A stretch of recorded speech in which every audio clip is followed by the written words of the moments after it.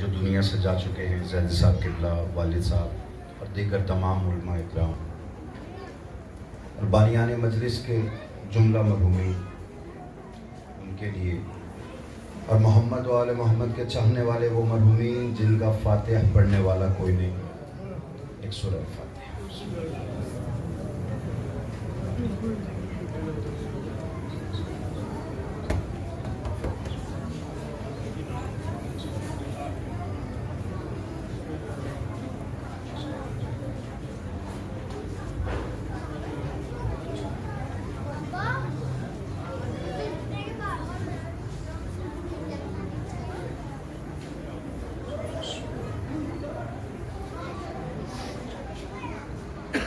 اعوذ باللہ من الشیطان اللعین الرجیم، بسم اللہ الرحمن الرحیم، الحمدللہ رب العالمین، الصلاۃ والسلام علی النبی الامی المکی المدنی الذی تحامی سید الوحی والسراج المضیء والکوكب الدری صاحب الوقار والسکینہ المدفون بأرض مدینہ بالقاسم محمد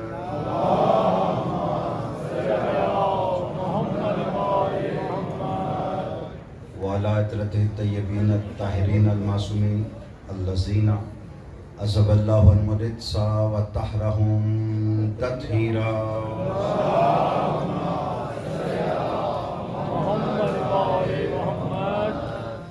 اما بعد فقد قال تبارک و تعالی فی کتاب المبین وهو اصدق الصادقین، بسم اللہ الرحمن الرحیم، قد جاءکم من اللہ نور و کتاب مبین، صلوات۔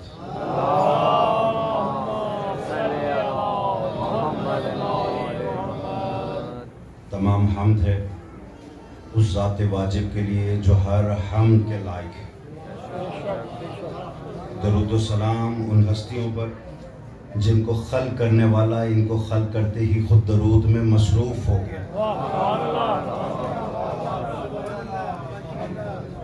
آواز بلند درود پڑھ دیجئے۔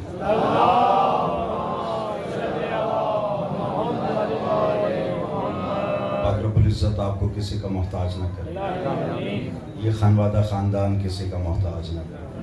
صدقہ محمد و آل محمد کا جو مقروض ہیں ان کا قرض غیب سے عطا فرمائے، جو بیمار ہیں بیمار کربلا کا صدقہ انہیں شفاء کلی و کاملہ، یہ گھر تک قیامت آباد و شاد، یہ لنگر مجالس ماتم ان کی نسلوں میں جاری ہو سکے۔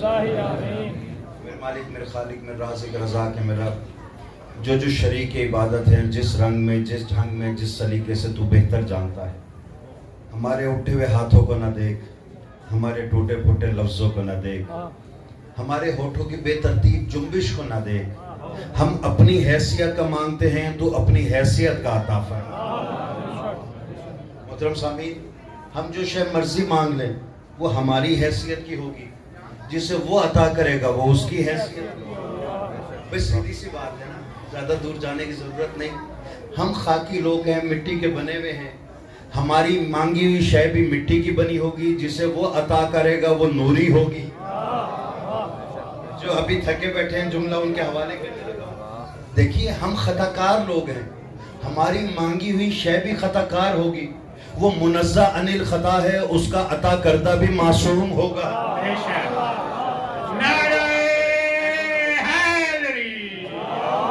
نہیں، جنہوں نے ہاتھ کھڑے نہیں کیے میں جملہ ان کے حوالے کرنے لگا ہوں، جسے ہم مانگیں گے وہ ہمارے گھر سے آئے گا، جسے وہ عطا کرے گا وہ اس کے گھر سے۔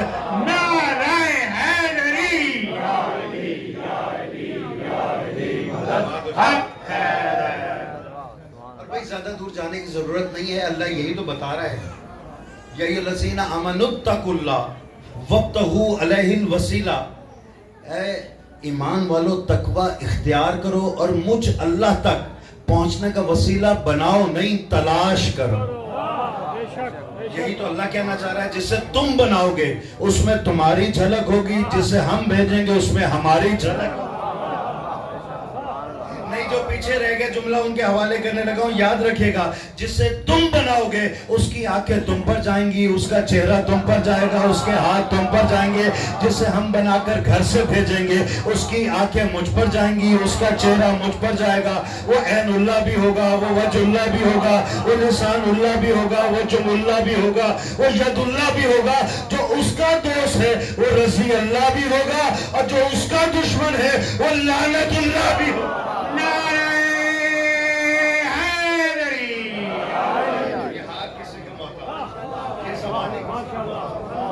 اور دیکھیے اللہ نے قرآن مجید میں یہی تو اعلان کیا، اے محبوب ترین نبی، اے محمد مصطفیٰ، ہم نے آپ کی طرف ایک چیز نہیں بھیجی، ہم نے آپ کی طرف دو چیزیں بھیجی۔ کیا کیا چیزیں بھیجی ہیں؟ ایک قد جاکم من اللہ ہے، اللہ کی طرف سے آپ کی طرف ایک نور آیا ہے، وہ کتاب مبین آئی ہے۔ ایک نور آیا ہے، دوسری کھلی ہوئی کتاب آئی ہے۔ اب میں مسلمانوں سے ایک سوال کر سکتا ہوں کہ ہمیں کہتے ہیں جناب یہ علی کو بڑا مانتے ہیں، علی کو پہنچا دیتے ہیں، علی کو بڑھا دیتے ہیں۔ نہیں، خدا کی قسم ہم نے بڑھایا نہیں ہے۔ مجھے بتاؤ تو صحیح، قرآن مجید کے اندر جب اللہ کہہ رہا ہے کہ میں نے دو چیزیں نبی کی طرف نازل کی ہیں، ایک نور بھیجا ہے، ایک کتاب مبین بھیجی ہے، تو تم نے نور کو چھوڑ کر کتاب کو کافی کس کے کہنے پہ مانا؟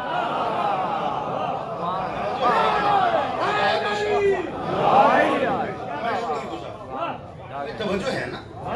اچھا زیادہ دور جانے کی ضرورت بھی نہیں، آپ سمجھ لیجئے کہ نور کیسا ہے، کتاب مبین کیسا ہے۔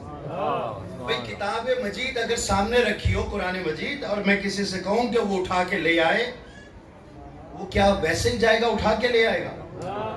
نہیں نہیں نہیں نہیں، میں شکر گزار ہوں آپ کے عقیدوں کا، جو سر ہل رہے ہیں، جو زبانیں بول رہی ہیں، میں شکر گزار ہوں۔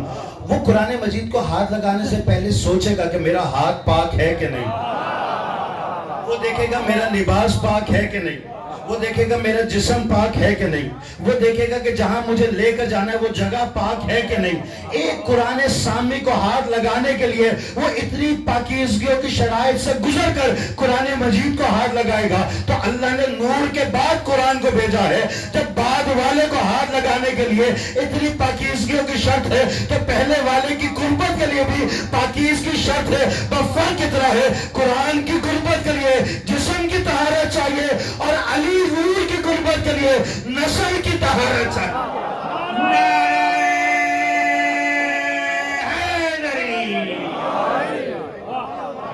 میں شکر گزار ہوں،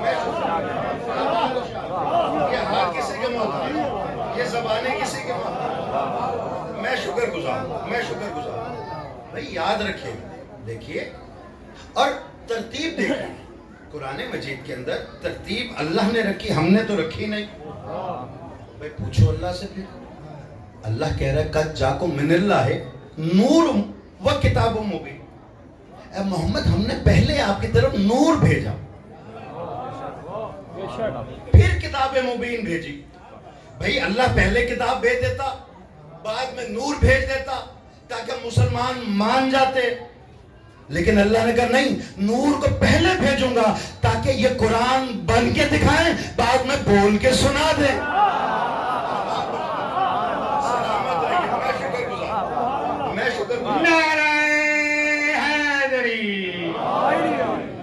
لیکن لوگوں نے قرآن کو کافی سمجھا، نور کا دامن ہاتھ سے چھوڑ دیا۔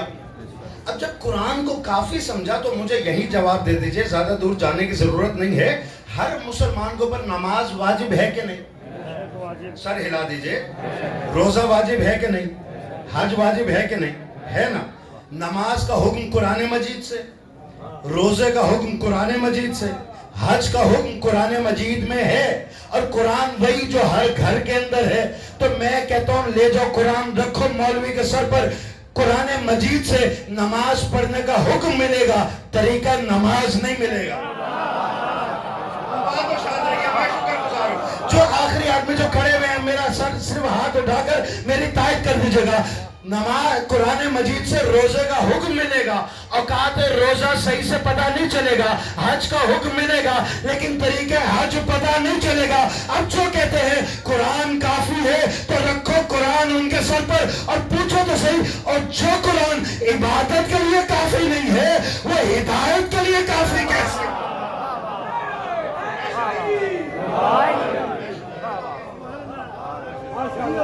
دونوں ہاتھ بلند کر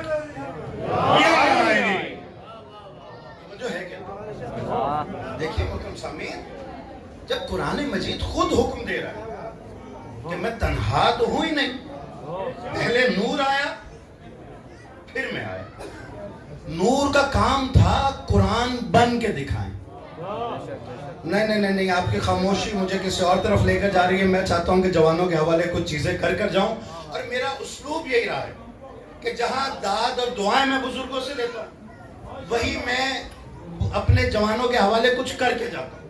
بھائی دیکھیے، قرآن مجید کی نشانی یہ بتائی کہ یہ وہ کتاب ہے جو مردوں کو زندہ کر سکتی ہے.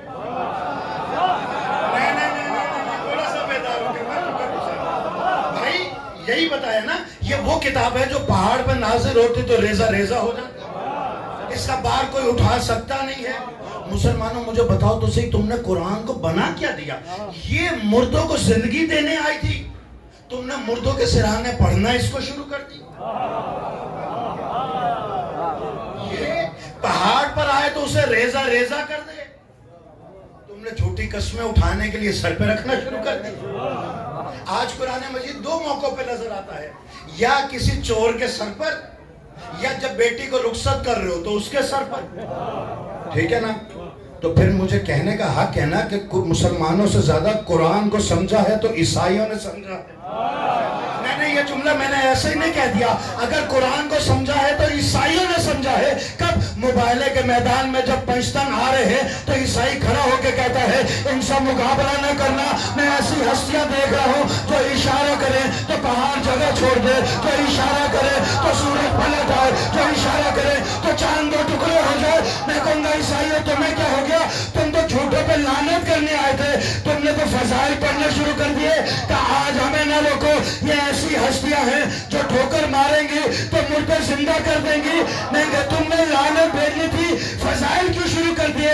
کہ مسلمانوں تمہاری نظر میں ہم عیسائی صحیح، کافر صحیح، مشرک صحیح، منافق صحیح، لیکن اتنا جانتے ہیں کہ فضائل کس کے پڑھنے چاہیے، لعنت کس پہ کرنی چاہیے.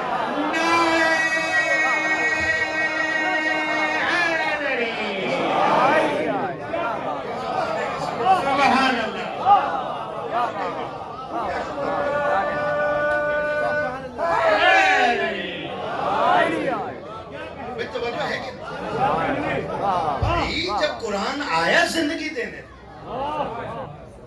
مجھے ایک قاری دکھاؤ جس نے قرآن مجید پڑھ کر مردے میں زندگی بھر دی.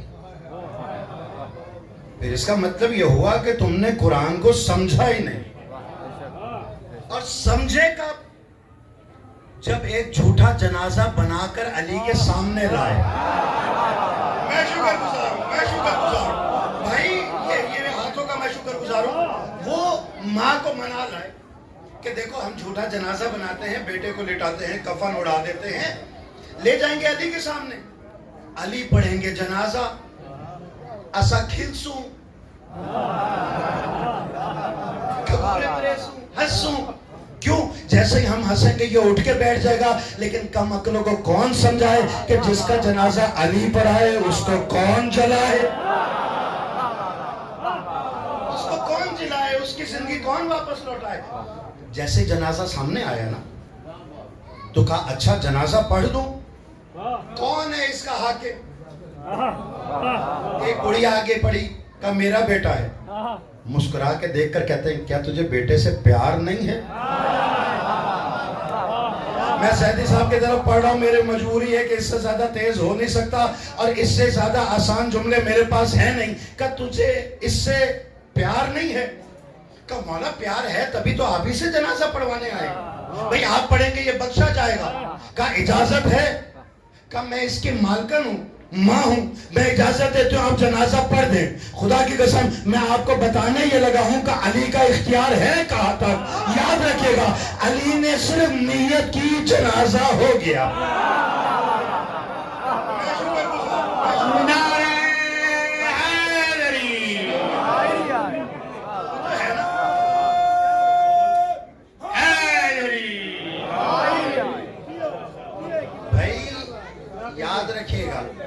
نعرہ حیدری پہ جو ہاتھ بلند ہوتے ہیں نا، یہ شیعوں کی کمیٹی کی وجہ سے نہیں ہوتے، یہ نبی کی ہدایت کی وجہ سے ہوتے ہیں، کیونکہ انہوں نے 2 جگہوں پر ہاتھ بلند کیے ہیں. کہا محراب میں کھڑے ہو تو نعرہ تکبیر پہ ہاتھ بلند کرو، اور غدیر والے ہو تو نعرہ حیدری پہ ہاتھ بلند کرو.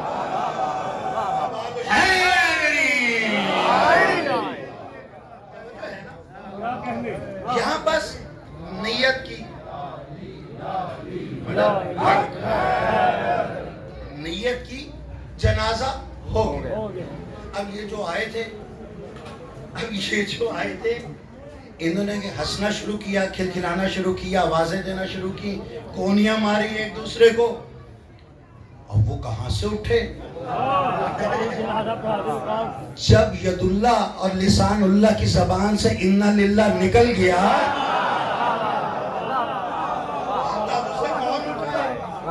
اب یہ قریب گئے، انہوں نے ایستا ایستا ڈرتے ڈرتے کفن ہٹایا. اب وہ جو زندہ لائے تھے وہ تو مردہ پڑا. اب یہ گھبرائے، انہوں نے دوڑنا شروع کیا، کوئی ادھر بھاگا کوئی ادھر بھاگا. یہ بڑھیا کانپتے کانپتے واپس مڑ کے دیکھتی ہے جناب سلمان کھڑے مسکرا رہے ہیں. یہ مڑ کر کہتی ہے کہ سلمان جو جنازہ لائے تھے وہ تو دوڑ گئے، تم کیوں مسکرا رہے ہو؟ کہ تمہاری قسمت پہ مسکرا رہا ہوں، اور جو لوگ نبی کے جنازے پہ نہیں آئے وہ تیرے بیٹے کے جنازے پہ.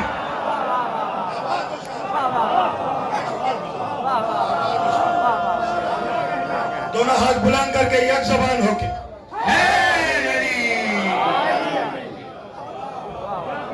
تیرے بیٹے کا جنازہ اٹھانے کا آئے، تیری قسمت پہ رو رہا ہوں. اب پلٹی. اب مولا علی کے قدموں پہ ہاتھ رکھ کر کہتی ہے یا علی تجھ پر بھی ایمان لائی، تیری اولاد پر بھی ایمان لائی، محمد مصطفیٰ کے نبی برحق ہونے پر بھی ایمان لائی.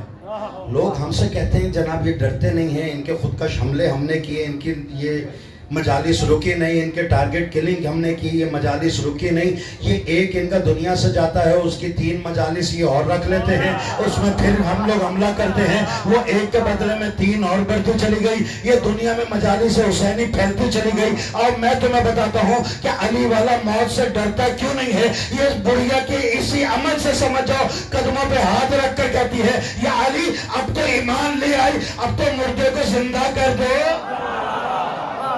تو مردے کو زندہ کر دو. جو ہاتھ ابھی بھی نیچے رہ گئے انہیں دعوت دینے لگو. مولا نے کہا اچھا ایمان لے آئی نا. مولا آگے بڑھے، ٹھوکر دے کر مار کے کہتے ہیں کم بیزنی. اور جو علی والوں کو موت سے ڈراتے ہیں انہیں یاد رکھنا چاہیے شیعوں کا پہلا امام علی ہے، اور علی کی نیت کا نام موت اور ٹھوکر کا نام زندگی ہے.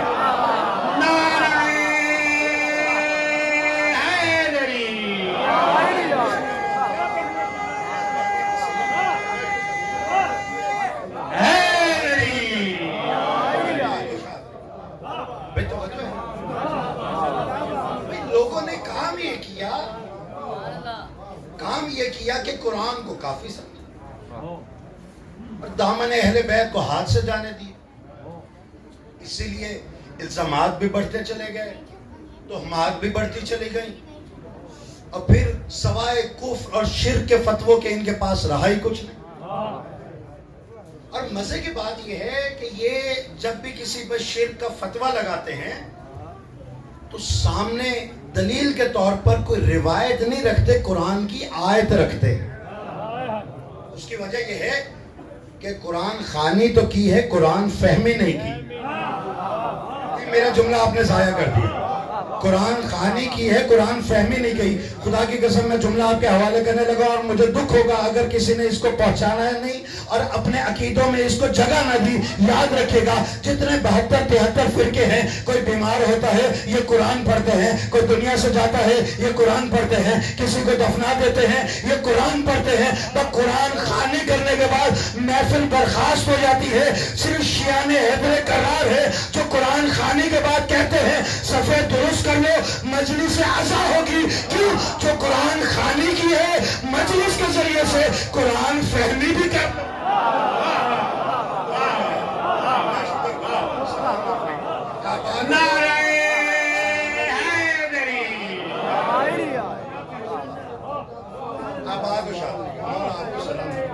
مولا درجات مزید بلند. بھائی توجہ ہے نا؟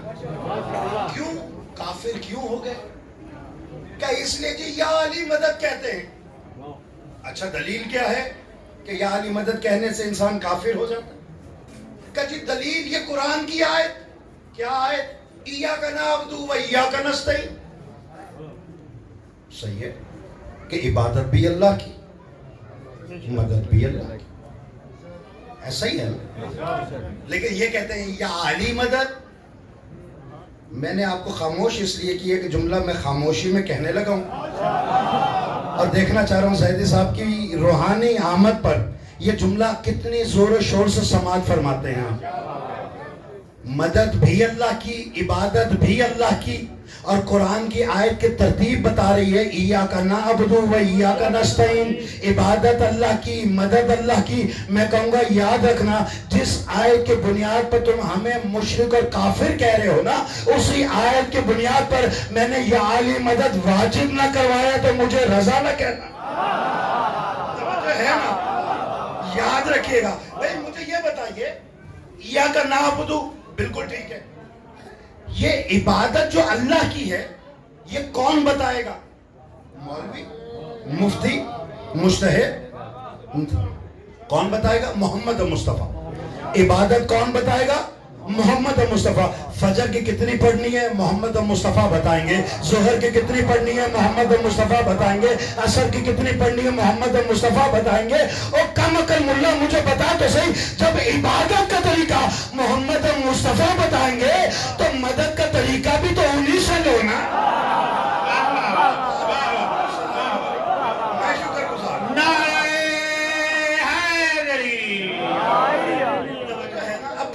میں گنجائش نہیں ہے، اذان کو ذرا عقیدوں کو ذرا پرواز دیجیے گا الفاظ کے ساتھ. مجھے بتائے تو صحیح، یہ 2 رکعت ہے محمد مصطفیٰ نے بتائی، یہ 4 رکعت ہے محمد مصطفیٰ نے بتائی، یہ 3 رکعت ہے محمد مصطفیٰ نے بتائی. اور اگر ایاک نعبد سمجھ میں آ جائے تو ایاک نستعین سمجھنے کے لیے خیبر کے میدان میں آ جاؤ. 40 دن میں 1 دن رہ گیا. یہ مسلمان جھنڈا لے کر جاتے رہے، ڈنڈا لے کر واپس آتے رہے، مسلح بچھا کر رسول نے کھڑے ہو کر اگر یا اللہ مدد کا ہے تو یا اللہ مدد کہنا چاہیے، اور اگر نعت علی پڑھ کر امت کو یا علی مدد سکھایا ہے تو یا علی مدد کہنا بدعت نہیں، سنت نبی بن جاتی.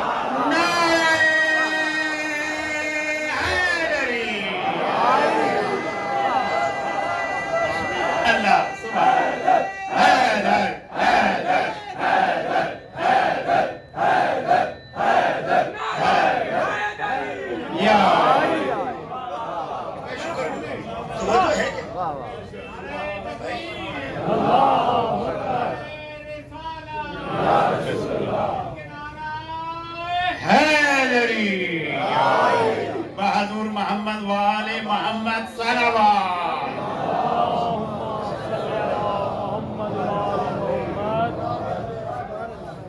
بھائی توجہ ہے نا؟ دیکھیے ہم نے علی کو بڑھایا نہیں ہے، بڑھایا اس چیز کو جاتا ہے جس کی حدود معین ہو.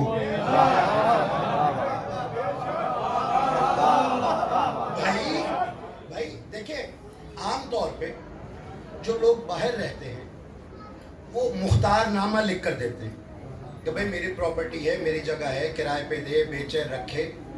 مختار عام، مختار خاص لکھ کر دیتے ہیں. تو جس کے پاس مختار نامہ ہوتا ہے وہ ٹوٹل اتھارٹی رکھتا ہے. رکھتا ہے کہ نہیں رکھتا؟ بھائی جتنی مختار نامہ دینے والے کی اتھارٹی ہوگی اتنی اس کی ہوگی. ایسا ہے کہ نہیں؟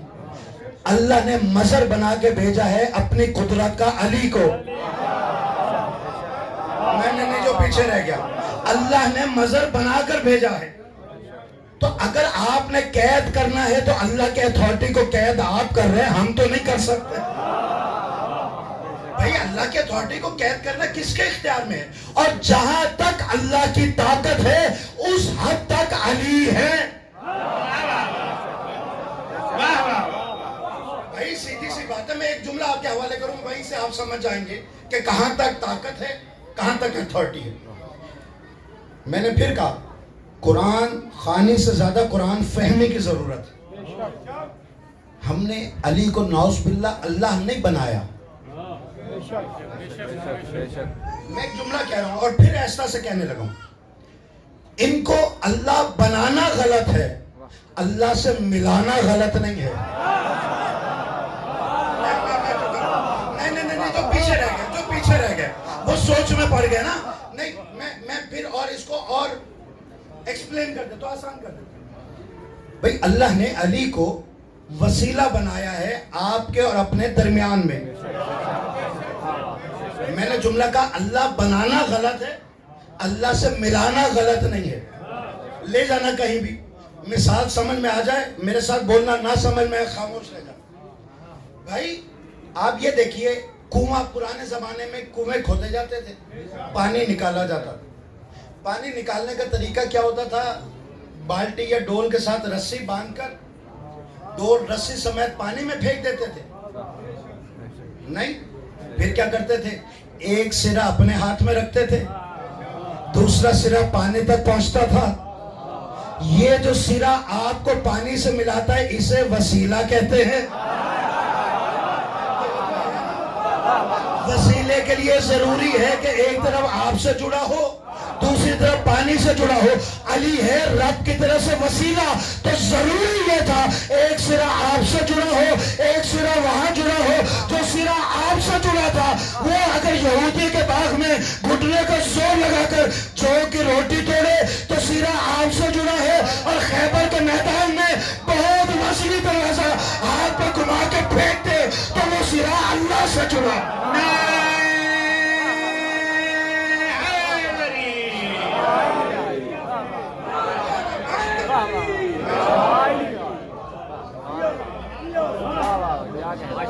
سمجھ میں نہیں آئی بات, ابھی بھی سمجھ میں نہیں آئی تو پھر اور آسانی سے سمجھ. مولوی نے ہمارے درمیان دیکھا وسیلے کو تو اپنا جیسا سمجھا, نصیری نے وہاں دیکھا تو اس جیسا سمجھا. توجہ ہے, اسے کہتے ہیں وسیلہ. علی بن کر آئے ہیں وسیلہ. قرآن کو علی سمجھنے کے لیے استعمال کرو, علی مخالفت میں استعمال کرو.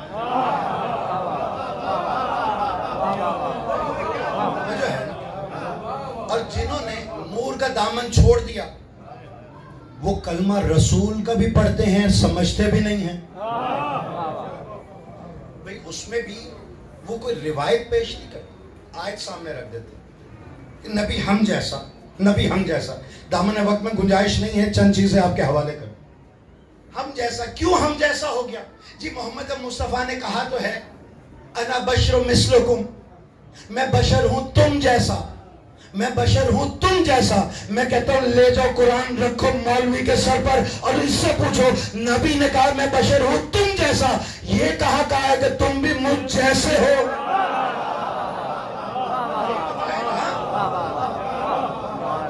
مثلکم جو ہے یہ بھی قرآن کی آیت سے نکال لاتے. یہ مثل جو ہے یہ بڑی باریک چیز ہے. مثل کا کیا مطلب کہ میں اگر کہوں کہ میرا دوست جو ہے وہ شیر جیسا ہے, کیا مطلب اس کا؟ گردن پہ بال اگائے, یا دو دانت لمبے ہو گئے, یا ہاتھ ختم ہو کے پنجے ہو گئے اس کے؟ کہا نہیں جی, مثل سے مراد ہے کہ اس مثل والے کے اندر ہر شے مشترک نہیں ہوتی, کوئی ایک شے ملا کرتی ہے. ہر شے مشترک نہیں ہوتی, کوئی ایک شے ملا کرتی ہے. میں پوچھ سکتا ہوں آپ سے کہ یہ مجمع سے تو کہہ دیا, اپنی امت سے کہہ دیا میں بشر ہوں تم جیسا, لیکن جو 100% ان جیسے تھے اس کے لیے مثل استعمال نہیں کیا, اس کے لیے کہا الحسین منی, علی منی, سیدہ تو بزیت منی. جو 100% تھے ان کے لیے مثل نہیں کہا, من کا لفظ استعمال کیا. میں جملہ آپ کے حوالے کرنے لگا ہوں, یاد رکھیے گا. انہوں نے ہمیشہ کردار دیکھا ہے, رشتہ داری نہیں دیکھی. انہوں نے کردار دیکھا ہے, رشتہ داری نہیں دیکھی. اگر رشتہ داری ہو, کردار غلط ہو تو مثل کا لفظ استعمال ہوا ہے, اور کردار اچھا ہو اور رشتہ داری نہ ہو تو سلمانہ من اہل بیت ہو جائے.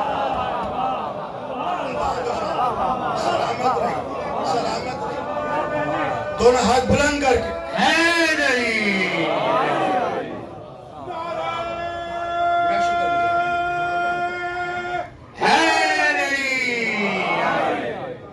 بھائی اگر سمجھ میں نہیں آتی تو ایک قدم میرے ساتھ اور سفر کیجیے.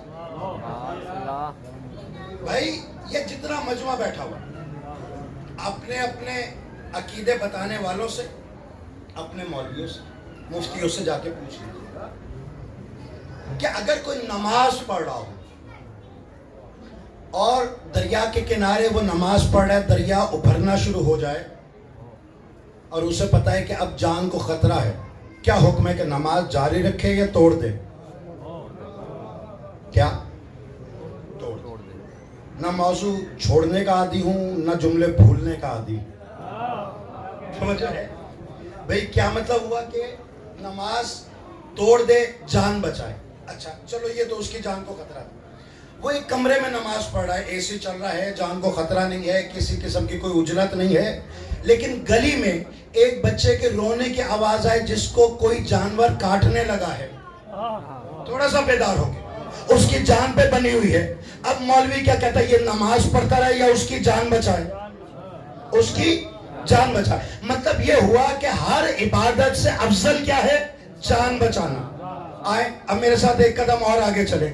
طوفان نوح ہے، آسمان نے پانی اگلنا شروع کیا، تندور سے پانی نکلنا شروع ہوا، کشتی نوح چڑھتی جاتی ہے، نوح کا بیٹا ہے، نبی کا بیٹا ہے، جان بچانے کے لیے پہاڑ چڑھتا جا رہا ہے، نبی بلا رہا ہے، اس نے جواب نہیں دیا.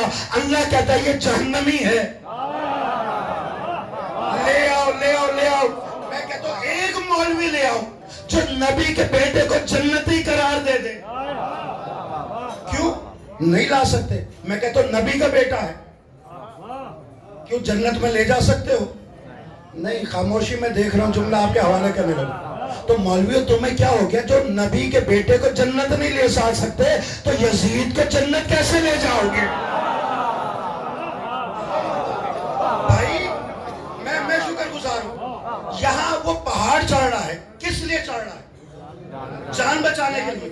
نماز سے افضل ہے جان بچانا. اللہ کہتا ہے جنتی نہیں ہے. نبی بلا رہا ہے کہ آجا آجا. کیوں؟ اللہ کہہ رہا ہے کہ تمہارے اہل میں سے نہیں ہے. لیسا من اہلک، لفظ من استعمال ہوا، میں پہلے بتا چکا. لیسا من اہلک، تیرے اہل میں سے نہیں ہے. میں نے کہا یا رب العزت نبی کا بیٹا نہیں ہے، کا بیٹا ہے لیکن اہل میں سے نکل گیا. اب میں جملے آپ کے حوالے کرنے لگا. جو مجمع کھڑا ہے خاموش رہ گیا تو مجھے دکھ ہوگا. میں نے کہا یا رب العزت بتا تو صحیح کیوں اہل میں سے نکل گیا؟ کہا دیکھتے نہیں نبی بلاتا ہے وہ پہاڑ چڑھتا ہے، نبی بلاتا ہے وہ پہاڑ چڑھتا ہے، اور نبی کا بیٹا ہو کر نبی بلائے وہ پہاڑ چڑھتا جائے. جب وہ اہل میں سے نہیں ہے تو بڑا نبی بلائے اور وہ پہاڑ چڑھتا جائے. جب وہ اولاد نہیں رہتی تو امتی امتی کیسے رہتا؟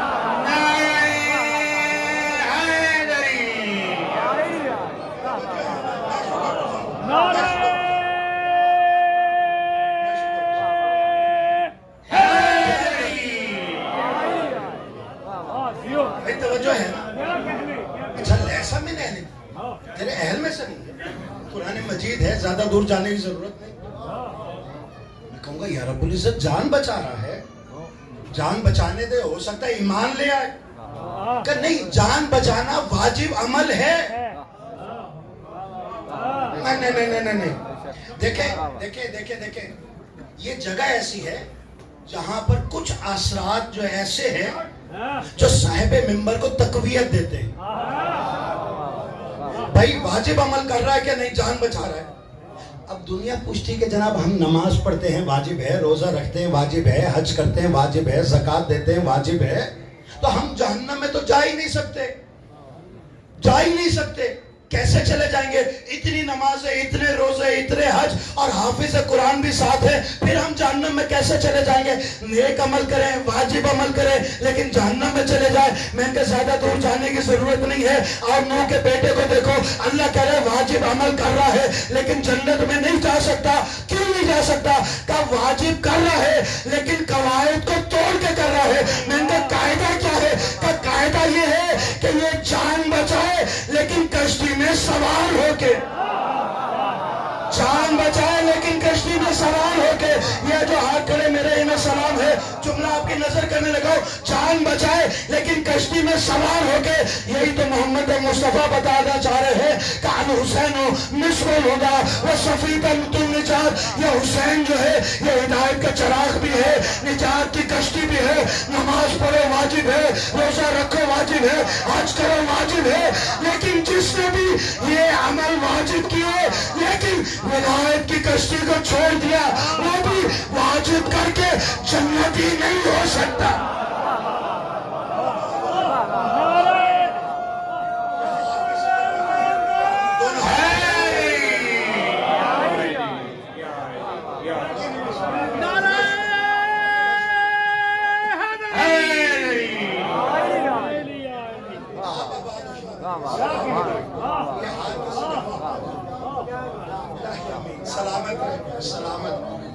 سلامت توجہ ہے کہ پر الزام لگاتے ہیں اس کو نہیں مانتے، اس کو مانتے، اس کو نہیں مانتے، اس کو مانتے ہیں، نہیں، یاد رکھے گا جس نے اس گھر سے وفا کی وہ انسان ہو یا جانور ہو، ہماری سر آنکھوں مجھے بتاؤ تو صحیح، کیا وہ در جلانے کے لائق تھا جس پہ نبی کھڑے رہتے ہیں؟ کیا وہ گلے کاٹنے کے لائق تھے جس کو نبی چومتے تھے؟ کیا وہ بازو قطع کرنے کے لائق تھے جس کے بھروسے پہ سیدزادیہ گھر چھوڑ کر آ گئی؟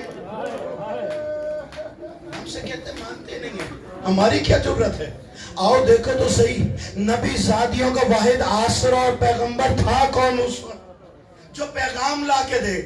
علی اکبر جا چکے ہیں، جناب قاسم تقسیم ہو چکے، جناب علی اصغر دفن ہو چکے، جناب عباس کے بازو قلم ہو چکے، آخری سواری ہے آقا حسین کی جو گھر سے نکل رہی ہے، جو خیام کو الوداع کہہ رہی ہے۔